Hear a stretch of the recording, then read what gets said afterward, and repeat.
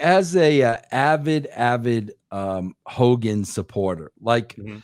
how do you, I mean, how do you feel about where he is now?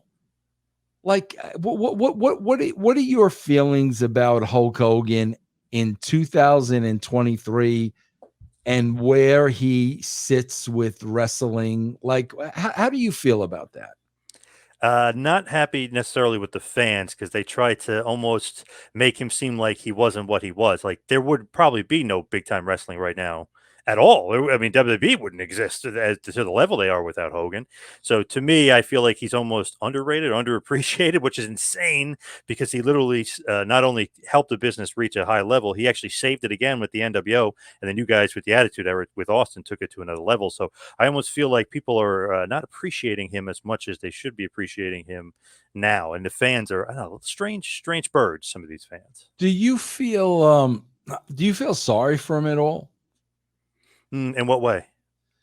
I mean, just like, bro, I just kind of, and I think there would be a lot of people that would tell me I'm crazy. I think there'd be some people that would agree. I feel sorry for him because I'm kind of sitting in your arena that I don't know, bro. I just feel after all was said and done, I don't feel the guy gets his just due. I don't think the guy gets the credit. I think Flair gets way more credit than Hogan and is more beloved than Hogan. And I don't understand that. You know, bro, like listen, let's be honest, man. Hogan's got a couple of black eyes Sure. that that that but Flair's got black eyes too. I mean, bro, when you look at Hogan and you look at like the two black eyes, bro, I think the two glaring black eyes would be, you know, the use of the N-word Yep. and um what was the other one I was The yeah, sex the tape. whole the Bubba's wife and Yeah. all that stuff, right? But however, bro, Flair's got the plane ride from hell. Yep. You know what I'm saying? Which I, bro, to be honest with you, out of all of those, the plane ride from hell is probably the worst thing, bro. If the guy exposed himself to a stewardess and did all these things, but I almost feel like, you know, Flair gets a pass, but Hogan doesn't get a pass. But again, bro, I think it's the wrestling fan in 2023. You know, Yep. for whatever reason, Hogan Yep. didn't wrestle the way they like wrestling to be, and you know they've labeled him so many names. You know, a liar and a worker and a this and a that and everything else that I don't know, bro. It's like every time I see him, I just feel very, very sympathetic towards him.